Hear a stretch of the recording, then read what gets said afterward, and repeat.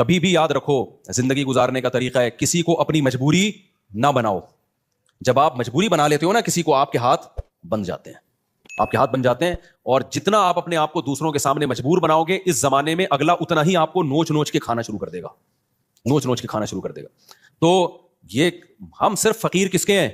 اللہ کے. محتاج کس کے ہیں؟ اللہ کے. بس اللہ کے سامنے گڑ گڑاؤ, اللہ کے سامنے ناک رگڑو, اللہ کے سامنے بولو میں محتاج ہوں, میں بھکاری ہوں تیرے در کا. باقی ہر ایک کے سامنے میرے بھائی سر اٹھا کے جینا سیکھ. اور دیکھو مرد کی اللہ نے یہ فطرت رکھی ہے کہ اپنے ماتحتوں کے, آپ کے ماتحت اچھا سلوک کرے نا, آپ 20 گنا بڑھا کے اچھا سلوک کرو ان کے ساتھ. ہمارے حضرت مفتی رشید احمد صاحب رحمہ اللہ تعالیٰ کی طبیعت میں بے انتہا استغنا تھا, بہت استغنا. استغنا سمجھتے ہیں یعنی وہ اپنے آپ کو کسی کا محتاج نہیں بناتے تھے کبھی بھی. لیکن ہم نے دیکھا کہ ہمارے حضرت کی کوئی ذرا سی خدمت کر لینا, حضرت کو پتا چلتا تھا نا یہ دل سے خدمت نہیں کرنا چاہتا, حضرت کبھی بھی خدمت نہیں لیتے تھے اس سے. حضرت فرماتے تھے میرے محسنین صرف میرے ماں باپ ہیں اور میرے استاذ, اس کے علاوہ میں کسی کا احسان نہیں لیتا. ایسا سر اٹھا کے جیے ہمیشہ. لیکن ہم دیکھتے تھے اگر حضرت کی کوئی ذرا سی خدمت کرتے, بہت معمولی سی, اتنی دعائیں دیتے تھے, اتنی دعائیں, ہمیں شرمندگی ہوتی تھی, ہم نے کون سا تیر مار لیا بھائی, یعنی کیا کر لیا ہم نے, اتنی دعائیں, اتنا خوش, اتنا خوش. یہ عزت دار لوگوں کی علامت ہوتی ہے کہ وہ کسی کے محتاج نہیں ہوتے. لیکن کوئی ان پر تھوڑا سا احسان کرے تو رپلائی میں وہ تھوڑا نہیں, وہ بہت زیادہ. کیونکہ احسان کے بدلے میں اگر آپ احسان نہیں کرتے تو اس کو استغنا نہیں کہتے, اس کو تکبر کہتے ہیں. استغنا الگ چیز ہے. دیکھو کچھ لوگ کیا ہوتے ہیں, کسی نے آپ کی خدمت کر دی ہے تو کون سا تیر مار دیا اس نے, ہمیں کسی کی خدمت کی ضرورت نہیں ہے. دیکھنے میں تو لگے گا آپ بہت اونچے ہیں, لیکن یہ اونچے نہیں, آپ کا کھوپڑی کیا ہو گئی ہے, آؤٹ, آپ میں تکبر ہے. بھائی کوئی خدمت ٹھیک ہے, آپ اس کی خدمت کے محتاج نہیں ہیں, لیکن اگر اس نے خدمت کر دی ہے نا تو آپ اس کو رپلائی ایسے دو کہ جیسے آپ کو بہت ہی اچھا لگا ہے, آپ کو ضرورت تھی. ہم نے بڑوں کو دیکھا ہے, تھوڑا سا آپ خدمت کریں گے تو رپلائی اس کا بہت اچھا. نبی صلی اللہ علیہ وسلم کی کیا سیرت ہے, حضرت ابو بکر نے نبی کا ساتھ دیا نا تو کوئی نبی پہ احسان کیا بولو نا, کیا ہو گیا بھائی. حضرت ابو بکر نے جب نبی صلی اللہ علیہ وسلم کو لوگوں نے مکہ سے نکالا تو کس نے ساتھ دیا؟ ابو بکر نے. غار میں کون ساتھ تھا؟ ابو بکر. حالانکہ اصل میں یہ نبی کا احسان تھا حضرت ابو بکر پہ. بھائی اس خدمت کی وجہ سے نبی کی تو اللہ نے ویسے ہی مدد کرنی تھی, یہ تو نبی نے ابو بکر کو اپنی خدمت کا موقع دے دیا رضی اللہ عنہ کو, تو یہ نبی کا کس پر احسان ہے؟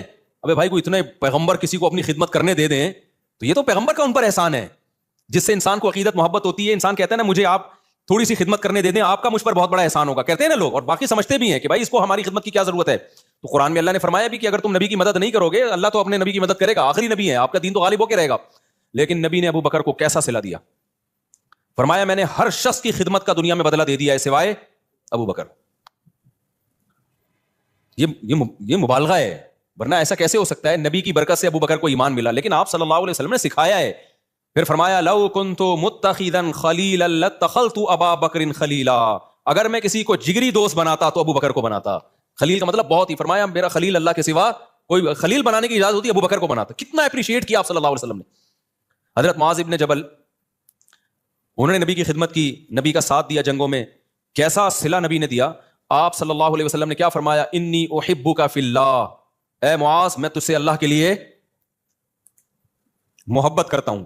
جس سے آپ کو محبت ہونا, صحابہ کو پیغمبر سے کس قدر محبت تھی, پیغمبر کی زبان سے جب یہ لفظ نکلا ہوگا تو صحابی کی کیا کیفیت ہوئی ہوگی آپ سوچو. جب انہوں نے یہ سنا نا تو رونے لگے. تو کیا یہ نبی اپریشیٹ کر رہے ہیں, حوصلہ افزائی کر رہے ہیں. حضرت خالد ابن ولید رضی اللہ تعالیٰ نے جب جنگ جتوائی ہے تو آپ نے کیا فرمایا, سیف من سیوف اللہ, اللہ کی تلواروں میں سے ایک تلوار. یہ نبی کی سیرت سے ہمیں پتہ چلتا ہے کہ نبی کے ساتھ کسی نے تھوڑا کیا تو نبی نے رپلائی میں بہت بڑھا کر اس کا بدلہ دیا ہے. تو اس لیے جو خاندانی لوگ ہوتے ہیں نا, عزت دار لوگ ہوتے ہیں, وہ ہمیشہ سر اٹھا کے جیتے ہیں, وہ کسی کی خدمت کے محتاج نہیں ہوتے. وہ سسرال کے جہیز کے محتاج, بولتے کیوں نہیں بھائی, نہیں ہوتے. وہ نہیں کہتے ہمیں یہ چاہیے, صوفہ چاہیے, بیڈ چاہیے, الماری چاہیے, نہ ہمیں کچھ نہیں چاہیے, ہم عزت دار لوگ ہیں بھائی, ہم خرچہ خود اٹھاتے ہیں. لیکن اب ایسا نہیں ہو, لوگ کیا کرتے ہیں جہیز کے خلاف بیان سن کے نا, یہ بھی مارکیٹ میں اس طرح کے لوگ آ رہے ہیں, جہیز کے خلاف بیان سن کے ہمیں کچھ نہیں چاہیے, ہمیں نہیں چاہیے, ہمیں نہ گاڑی چاہیے, ہمیں نہ موٹر سائیکل چاہیے, ہمیں نہ گھڑی چاہیے, ہم عزت دار لوگ ہیں, ہم سسرال کے ٹکڑوں پہ پلنے والے لوگ نہیں ہیں. ٹھیک ہے جی, آپ کی شادی ہو گئی, سسر صاحب نے لا کے کوئی گھڑی گفٹ کر دی, ہمیں نہیں چاہیے, ہم عزت دار لوگ ہیں. اب یہ کیا ہو رہی ہے بھائی آپ کو نہیں چاہیے نا, اب بغیر چاہت کی ایک چیز مل رہی ہے, آپ لیں جے نا, اب آپ کا بہت بڑا احسان ہے. یہ نہیں بولے سستی والی لا کے پکڑا دی آپ نے مجھے, ٹھیک ہے حضرت یہ بڑی خدمت ہے آپ کی, اللہ آپ کو جزائے خیر دے, ہم تو بہت شکریہ آپ کا. تو اس میں اس کو اپریشیٹ کرنا چاہیے, کیونکہ اس کے سامنے کہنا کہ ہمیں نہیں چاہیے, یہ پھر استغنا نہیں ہے, بلکہ یہ کیا ہے, تکبر. سمجھتے ہو کہ نہیں سمجھتے؟ تو بڑا جب کوئی چیز دے تو آپ سینے سے لگائیں اس کو کہیں کہ بھائی بہت بڑی چیز مل گئی. آپ کے ابا آپ کی اماں آپ کو کچھ گفٹ دے. حضرت مولانا اشرف علی تھانوی رحمہ اللہ تعالیٰ کی زوجہ نے ان کے لیے بڑی محنت سے کچکن بنائی. کچکن پتہ ہے کیسے کہتے ہیں؟ پہلے زمانے میں ہوتی تھی. کچکن ہی ہے نا کچھ اور. میری اتنی دیر میں تو لغت اور چینج ہو جائے گی میرے بھائی. تو ہیں اچکن, کچھ اچکن کہتے ہیں, کچھ وہ نہیں ہوتی ہے وہ پورا چوغا سا پہنا جاتا. اب مولانا تھانوی رحمہ اللہ کا مزاج نہیں تھا ایسی چیزیں پہننے کا. اور ان کے گھر والوں نے اتنی محبت سے اتنی محنت کر کے بنائی تو وہ وہی پہن کے نکل گئے گھر سے باہر. لوگوں نے کہا یہ آپ کیا پہنا ہے؟ انہوں نے کہا یار اتنی محبت سے اس نے بنائی ہے. اب میں یہ نہیں کہہ رہا آپ کی بیگم کچھ بھی آڑا ترچا پہنا دے, آپ دسترخوان پہنا دیا, آپ محبت سے باہر نکل آئے تو لیکن کوئی بھی آپ کے ساتھ تھوڑی سی بھی خدمت کرے تو جواب میں اس کو دعا دینی چاہیے, اس کو بہت زیادہ اپریشیٹ کرنا چاہیے, لیکن محتاج کسی کا انسان بن کے نہ رہے. ایک طرف لوگ بہت زیادہ ٹینشن میں بچوں کو مارنا پیٹنا, ہر وقت برا بلا کہنا, یا گھر میں ایسا ہر وقت ماحول بنا کے رکھنا, اور ایک طرف گورا ہے اس نے ٹینشن فری بنا دیا. یہ دونوں چیزیں فطرت سے کیا ہے؟ بغاوت. اسلام ہے وَكَذَلِكَ جَعَلْنَاكُمْ أُمَّةً وَسَطًا. اسلام نے کہا نہ ساری خواہشات تمہیں نہیں پوری کرنے دوں گا میں, بہت ساری جگہوں پہ تمہیں اپنی خواہش کو کچلنا پڑے گا. تمہاری وہ لگژری لائف ہو ہی نہیں سکتی جو غیر مسلم کی ہوتی ہے. شراب پینے کا دل چاہے گا نہ, پابندی ہے. بوڑھے ماں باپ کی بات میں کر رہا تھا, وہ ڈانٹتے ہیں ڈپٹتے ہیں, آپ نے برداشت کرنا ہے. اس سے سب سے بڑا فائدہ پتہ ہے کیا ہوگا؟ جب آپ اپنے بچوں کے سامنے اپنے بوڑھے باپ کی برداشت کرو گے تو سمجھ لو آپ کا بڑھاپا اب جنت. نہیں آئی میرا خیال ہے بات؟ آپ کا بڑھاپا کیا ہے؟ جنت. آپ کا بچہ سیکھے گا بھائی ہماری پرمپرا ہے کہ بڑوں کے سامنے آواز, دیکھو میں 1 گھنٹہ تقریر کروں نا کہ باپ کے سامنے مت چیخو, باپ کی خدمت کرو, خدا کی قسم اس کا 1% شاید اثر ہو جائے. لیکن میرا باپ زندہ ہو اور میں اولاد کے سامنے ان کی خدمت کر رہا ہوں اور باپ کی مار برداشت کر رہا ہوں, وہ مجھ پہ ہاتھ اٹھا رہا ہے مگر میں اس کے سامنے آواز اونچی, مار کھا کے بھی میں مسکرا رہا ہوں. یہ 6 گھنٹے 10 گھنٹے کے بیانات اور کتابیں ایک طرف, اس سے آپ کے بچے کو جو موٹیویشن ملے گی نا, وہ سمجھ جائے گا بھائی ہمارے ہاں ہوتا ہی یہی ہے کہ باپ کے سامنے آواز نہیں بلند کی جاتی. اس کو رائٹ ہے کہ وہ مارے, وہ ہاتھ اٹھائے, اس کو یہ حق دیا ہے خدا نے. اب تک ہمارا کلچر بچا ہوا کیوں تھا؟ باپوں کے سامنے ماؤں کے سامنے چیختے نہیں تھے. کیوں بچا ہوا تھا؟ اس لیے کہ دیکھتے آ رہے ہیں باپ. اب سیٹ اپ ختم ہو گیا نا, تو شادیاں دیر سے ہو رہی ہیں, بچے پیدا ہی ایسی عمر میں ہوتے ہیں کہ آپ کے باپ کا انتقال ہو چکا ہوتا ہے. یہ بھی ایک بڑا نقصان ہے. پہلے لوگ بچے دیکھتے تھے ہمارے ابا اپنے ابا کی ایسی خدمت کر رہے ہیں. ہم نے ایسے خاندان دیکھے ہیں کہ دادا بیٹھا ہوا ہے نا, مجال ہے کوئی منہ سے آواز بھی نکال لے, وہ پتا چلتا تھا واقعی دادا ہے. اب دادا ایک لقب رہ گیا, محلے کا دادا آ رہا ہے. جو سچی مچی کا دادا ہے گھر میں, اس کی کوئی 2 ٹکے کی ویلیو نہیں ہے. وہ بیچارہ کھانسنے کے لیے ہے بس, اس کی کھانسی سے بھی تکلیف ہوتی ہے, جراثیم پھیلا رہا ہے گھر میں بیٹھ کے وہ. تو اسی طرح میرے بھائی, جو عورت شوہر کے سامنے آواز پس رکھتی ہے اس کی بیٹیاں بھی کیا کرتی ہیں؟ تبھی کہیں رشتہ لینے کے لیے جایا کرو نا, تو یہ دیکھا کرو میری ساس کا میرے سسر کے ساتھ ایٹیٹیوڈ کیسا ہے. یہ بہت انپورٹنٹ بات ہے. اگر وہ ساس اپنے شوہر کی غیبتیں کر رہی ہے اور وہ میرے میاں ایسا ہے تو بیوقوف ہے, مجھ سے پوچھو کہاں شادی کرنی ہے کہاں نہیں کرنی, ان کو کیا پتا بیچاروں کو. اور وہ چیخنا چلانا چل رہا ہے تو سمجھ لو کہ 90% چانس ہے کہ آپ کی بیگم بھی آپ کو طبیعت سے ایک لگایا آپ نے تو آگے سے کیا کتنے لگائے گی, وہ 4 لگیں گے رکھ کے. یہ ہوتا ہے مارکیٹ میں چلتا ہے. تو یہ تو ماحول ہے بھائی. نبی صلی اللہ علیہ وسلم کے, دیکھو میں جب نیا دین کے علم کی طرف آیا نا, تو مجھے بہت زیادہ اشکال ہوتے تھے کہ نبی صلی اللہ علیہ وسلم نے ہر چیز زبان سے بتا کے لکھوا کے چلے کیوں نہیں گئے. آپ بتا دیتے پڑوسیوں کے یہ حقوق ہیں, گھر والوں کے یہ حقوق ہیں, فلانوں کے یہ حقوق ہیں, یہ حقوق ہیں, پوری زندگی ایک مرتب کر کے چلے جاتے. نہ فقہ جو مرتب ہوا ہے نا پیغمبر کی سیرت سے ہوا ہے, پیغمبر سے عمل کروایا گیا ہے. کیونکہ نبی کا کام صرف مسئلہ بتانا نہیں ہے, مسئلے پہ شریعت پہ لوگوں کو چلانا ہے. چلانے کے لیے ضروری ہے کہ صحابہ آپ کو خود چلتا ہوا دیکھیں اس پہ. تبھی تو اللہ نے فرشتے کو نبی بنا کے نہیں بھیجا. فرشتہ اگر نبی بن کے آتا نا تو پتہ کیا کہتا, جب رمضان کا چاند نظر آئے تو روزہ رکھ لینا, اور جب عید کا چاند نظر آئے تو روزے چھوڑ دینا. بس بھائی ہم کہتے ہیں نا یہ اس کو تو نہ رمضان اس کی صحت تو کوئی فرق پڑتا ہے نہ چوال, لیکن صحابہ دیکھ رہے ہیں یار نبی صلی اللہ علیہ وسلم کیسے روزے پہ روزے رکھ رہے ہیں. تو جب تک انسان کا عمل سامنے نہیں ہوتا موٹیویشن نہیں ملتی ہے. دیکھو میں ایک اور مثال دیتا ہوں. صلح حدیبیہ کے موقع پہ مشرکین مکہ نے صحابہ کو عمرہ کرنے سے روک دیا. اب عمرے کا احرام باندھا ہوا ہے سب نے. آپ کو مسئلہ پتا ہونا چاہیے کہ جب ہم عمرے کا احرام پہن لیتے ہیں, لبیک اللہم لبیک کہہ دیتے ہیں, تو جب تک طواف اور سعی نہ کر لیں وہ احرام اتارنے کی اجازت بولو نہیں ہے. بالکل ایسے جیسے تکبیر تحریمہ کے لیے نیت باندھ لی نا, تو جب تک 2 رکعتیں پڑھ کے سلام نہیں پھیرو گے آپ کو نیت توڑنے کی اجازت نہیں ہے, گناہ ہے نیت توڑنا. تو ایسے ہی احرام جب ایک دفعہ باندھ لیا جائے نا, تو جب تک عمرہ نہ ہو جائے آپ اس احرام کو نہیں کھول سکتے. تو صحابہ احرام میں بیٹھے ہوئے ہیں, مشرکین نے آپ کو منع کر دیا, معاہدہ کیا کہ بھائی اگلے سال آنا آپ عمرہ کرنے, اس سال نہیں کر سکتے آپ. تو اب صحابہ پریشان, پہلے موت پہ بیعت کر چکے ہیں 1400 صحابہ کہ ہم لڑیں گے ان سے. تو موت پہ بیعت بھی ایسے جذبات بنے ہوئے ہیں, بھائی ہم نے تو ان سے لڑنا ہے, موت پہ بیعت کر کے تیار بیٹھے ہوئے لڑائی کے لیے. اب شرطیں ساری کافروں کی مان رہے ہیں, اور پھر مزید شرط یہ کہ عمرہ کے بغیر احرام بھی کھول دو آپ, یعنی سر منڈا لو پہلے ہی اور احرام کھول کے دم دو. یہ تو اور ان پہ شاک گزرا کہ بھئی یہ تو ذلت در ذلت در ذلت ہے, ہم کیسے مشرکین کے کہنے پر ہم عمرہ چھوڑ دیں اور سر منڈا کے احرام کھول دیں, یہ تو بڑا مسئلہ ہے. نبی صلی اللہ علیہ وسلم نے صحابہ سے فرمایا بھائی سر منڈاؤ اور احرام کھول دو. کوئی بھی نہیں کھول رہا, ٹھیک ہے نا بھائی, ہم کیسے کر لیں کیسے کر لیں, سب ڈر رہے ہیں کہ بھائی ہم یہ تو عمرے کا احرام باندھا ہوا ہے, ہم دباؤ میں آ کے کیسے کر لیں بھائی. تو آپ صلی اللہ علیہ وسلم پریشان ہو گئے کہ بھائی میں سب کو کہہ رہا ہوں کہ سر منڈا لو اور احرام کھول دو, لیکن کوئی بھی نہیں کر رہا یہ کام.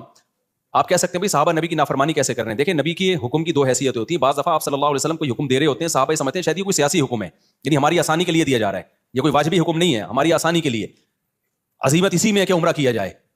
ہوتا ہے نا بعض دفعہ آپ کسی کو اجازت دیتے ہیں, چل بھائی چھٹی کر لے تو, آج تو چھٹی کر لے. وہ ٹیچر چاہتا ہے کہ سبق ہو لیکن کہتا ہے کر لے چھٹی, تو طالب علم کہتا ہے نہیں سر ہم پڑھیں گے. ایسے ویسے مارکیٹ میں ہے نہیں, لیکن ایک مثال دے رہا ہوں میں. تو اور اتنے اچھے ٹیچر بھی نہیں ہے کہ آپ کا چھٹی کرنے اور کیا نہیں پڑھو. وہ بھی کہتا ہے جا, کراچی میں تو ایک بوند برسنے سے پہلے ہی 1 مہینے کے اسکول کی چھٹیاں ہو جاتی ہیں, ابھی 2-4 بوندیں اور پڑ گئی تو 6 مہینے کی چھٹی. خیر, تو نبی صلی اللہ علیہ وسلم کو پھر حضرت صفیہ نے مشورہ دیا, آپ کی زوجہ نے فرمایا یا رسول اللہ آپ ان لوگوں کو آرڈر نہ کریں, آپ سر منڈا لیں احرام کھول لیں بس. تو نبی صلی اللہ علیہ وسلم نے کیا کیا, سر منڈایا, احرام کھول دیا اپنا. جیسے ہی نبی نے کیا سب نے سر منڈا کے کیا کر لیا. اس سے پتا چلتا ہے نبی کی بھی اسپیچ اثر نہیں کر رہی ہے. آپ پریشان ہو گئے بھائی یہ مان کیوں نہیں رہے میری بات, لیکن جیسے ہی عمل کیا ہے نا, ایک دفعہ بھی, اور مشورہ کس نے, آپ کی زوجہ نے دیا کہ حضرت صفیہ نے, کہ آپ نہ بولیں لوگوں کو, آپ صرف یہ کام کر لیں, آپ سر منڈا لیں اپنا اور آپ احرام کھول دیں. جیسے ہی کیا سب نے فوراً. تو اس سے صاف پتا چلتا ہے بھائی آپ 1-2 گھنٹے کی تقریریں کرتے رہیں اثر نہیں ہوتا. آپ اپنے گھر کا ماحول بنانا چاہتے ہو نا, خود کیا بن جاؤ, انسان کے بچے بن جاؤ, صحیح ہے نا. ماحول آہستہ آہستہ سیٹنگ پہ آنا شروع ہو جائے گا. اپنے بڑوں کی خدمت کر کے دکھاؤ, اپنے بڑوں کو رسپیکٹ دو, اپنے بڑوں کا احترام کرو. آج ہو کیا رہا ہے, مائیں اپنے بچوں کے سامنے نا بچوں کے چاچو کی غیبتیں کر رہی ہوتی ہیں. تمہارا تو چاچو ایسا ہے, تمہارا تو باپ ایسا ہے, تمہارے باپ سے. ایک صاحب مجھے کہنے لگے 40 سال ہو گئے میں اپنی بیگم کی خدمت کرتے ہوئے, بیگم بچوں کے سامنے کہہ رہی تھی تیرے باپ نے ہمیں دیا کیا ہے. اچھا بس ختم, تمہارے باپ نے جو ہے نا کیا ہمیں کچھ بھی نہیں. تو میں نے کہا پھر آپ کیا جواب دیتے ہیں. کہہ رہے میں کہتا ہوں میں معذرت چاہتا ہوں بیگم, میں آپ کی صحیح خدمت, کیونکہ اگر وہ بچوں کے سامنے کہہ دے نا کہ یہ غلط کہہ رہی ہے تو ایک جنگ چھڑ جائے گی. کیا ہو جائے گا, بچے دیکھیں گے اما ابا ہمارے دونوں کیا ہیں فائٹر ہیں. تو وہ صاحب کہتے ہیں میں فائٹ سے بچنے کے لیے کیا کہتا ہوں کہ ایکسکیوز کرتا ہوں, میں نے 40 سال آپ کی خدمت جیسی خدمت کرنی چاہیے تھی کائنڈلی وہ میں وہ خدمت نہیں کر سکا. تو اب پتہ نہیں کون اس میں صحیح تھا کون غلط تھا, واللہ عالم. بہرحال تو مائیں بعض دفعہ یہ کر رہی ہوتی ہیں بچوں کو, باپ کے بارے میں تمہارا باپ ایسا, تمہاری, اور باپ بعض دفعہ ماں کے بارے میں تمہاری ماں ایسی. تو خوب سمجھ لو یہ بچہ نہ باپ کا رہے گا اور نہ ماں کا رہے گا. مائیں سمجھ رہی ہوتی ہیں یار ایک اور واقعہ میرے سامنے آیا ہے, خون کے آنسو رونے کا دل کرتا ہے. ایسے واقعات بھی آتے ہیں, ماں بیمار ہوئی ہے نا, اب بچہ ماں کی زیادہ خدمت کر رہا ہے تو باپ کو غصہ آ رہا ہے. باپ بیمار پڑا ہوا ہے, بچہ باپ کی بہت خدمت کر رہا ہے تو ماں کو غصہ آ رہا ہے کہ کیوں ابا کو اتنا کیوں فری کرایا ہوا ہے. بس اعتدال سے رہو, زیادہ غلام بننے کی کوشش. یار تو اپنا بڑھاپا دیکھ لے بھائی, جو بچہ تیرے شوہر کی خدمت کر رہا ہے بیماری میں, جس کو تو کہہ رہی ہے مکھن لگا رہا ہے, چاپلوسی کر رہا ہے, چمچا بنا ہوا ہے, تو خوش ہونا چاہیے کہ کل وہ تیری بھی کرے گا ایسی خدمت. اس کو اس سے باغی بنا رہی ہیں. کتنا بڑا جرم ہے یار, کیسے بے وقوف لوگ ہیں کہ نہیں ہے. تو اس لیے صبر کا مطلب کیا ہے, اللہ نے جو کہا نا کہ صبر کرو, صبر ان الانسان خلق ہلوعا, انسان جلد باز ہے, اس میں صبر نہیں ہے. تو یہ جو غیر مسلموں میں بے صبری پیدا ہوئی ہے نا, خودکشیاں, وجہ اس کی ہے کہ ان کی زندگی میں پابندیاں ختم. جب پابندیاں ختم تو یہ ان میں صبر کا مادہ ہی ختم ہو جاتا ہے. ذرا سی ٹینشن آئی, اور ٹینشن ان کی ریلیشن خراب والی ٹینشن ہوتی ہے. سب مادہ پرست بن گئے ہیں, ذرا سا پیسہ گیا تو سب کچھ گیا. یار بچہ 18 سال کا ہوتا ہے تو باپ کہتا ہے کہ کرایہ دے میرے گھر میں رہنے کا, سمجھ رہے. بچہ 18 سال کا ہوا نا تو باپ کہتا ہے تیرے باپ کا گھر نہیں ہے, ٹھیک ہے, کیا دے گا, کرایہ دے گا. اتنی مادہ پرستی جو سوسائٹی میں آ گئی ہو تو خودکشیاں نہیں ہوں گی کیا وہاں پہ؟ ریلیشن صرف کتے سے اور پیسے سے بس. تو میرے بھائی اپنے سسٹم کو بچاؤ. اللہ نے ہمیں بہت ساری پابندیاں لگائی ہیں, بہت ساری ٹینشنیں دی ہیں. نظر کی حفاظت کی ٹینشن, باپ اور ماں کی برداشت کرنے کی ٹینشن, بیوی کی کڑوی کسیلی برداشت کرنے کی ٹینشن. عورت کو حکم دیا, شوہر الٹا سیدھا ہے, کوئی بات نہیں بھائی, میاں ہے نا سرپرست ہے, تھوڑا سا برداشت کر لو. غلط کیا اس نے تھپڑ لگا کے, لیکن لگا دیا تو آگے سے رپلائی مت کرو ورنہ تمہارا ہی نقصان ہوگا اس میں. تو یہ جو پھر رمضان کے روزوں کی ٹینشن, شراب سے بچنے کی ٹینشن, یہ بہت ساری ٹینشنیں کیا کرتی ہیں, ہمارا جو امیون سسٹم ہے اس کو کیا کر دیتی ہیں, بوسٹ. پھر کبھی زندگی میں کوئی ٹینشن آئی تو اتنی ساری ٹینشنیں جھیلی ہوئی ہوتی ہیں کہ یہ ٹینشن ہمیں ہلکی لگتی ہے. بالکل وہ ایک جو بدماش تھا نا, سعودیہ کے جیل سے چھوٹ کر آیا, مجھے اپنا واقعہ بتا رہا تھا, انڈیا میں بڑی بدماشیاں اس نے کی ہیں. کہہ رہا میں نے انڈیا میں اتنی جیلوں میں مار کھائی ہے کہ ایک دفعہ سعودی عرب میں پکڑا گیا تھا, تو جب وہ مجھے مار رہے تھے تو مجھے ایسا لگ رہا تھا گدگدیاں ہو رہی ہیں مجھے. میں نے اس کو پوچھا نا یار تجھے اتنا مارا, تو نے راز اگلا کیوں نہیں؟ وہ اپنی کمپنی کو بدنام نہیں کرنا, وہ یہ نہیں بتا رہا تھا میں فلاں کمپنی کا آدمی ہوں, کمپنی سے وفا کی اس نے. دیکھو اس نے کہا کہ اگر میں نے بتا دیا نا فلاں کمپنی کا ہوں تو کمپنی کا تو قصور تھا نہیں, لیکن کمپنی بدنام ہوتی, اس کا کاروبار بیٹھ جاتا. کہتا ہے میں نے کہا میں کمپنی کا ملازم ہوں, مار کھاؤں گا, کمپنی کو بدنام نہیں کروں گا, جو میری غلطی ہے میری ہے, میں کمپنی پہ کیوں ڈالوں. اتنی مار کھائی لیکن منہ سے اگلا نہیں. میں نے کہا کیسے برداشت, کہہ رہے ہیں مادی ہیں. لیکن اس کا فائدہ کیا ہوا برداشت کا؟ کمپنی کے اونر کو جب پتا چلا نا یار اس نے اتنی مار کھائی, ہماری کمپنی کو بدنام نہیں کیا, انہوں نے کمپنی نے اس کو پارٹنر بنا دیا اپنا. اب وہ ارب پتی ہے, وہ کروڑ پتی ہے وہ آدمی. سمجھتے نہیں ہو میرا خیال ہے بات. تو یہ جو میرے بھائی اسلام کی پابندیاں ہیں یہ آپ کو کیا کر دیتی ہیں, اسٹرانگ کر دیتی ہیں, مضبوط بنا دیتی ہیں. غموں کو جھیلنا آپ کے لیے آسان, اس لیے انسان کے بچے بن کے جو شریعت کی پابندیاں ہیں اس کو فالو کرو. وقت چونکہ پورا ہو گیا.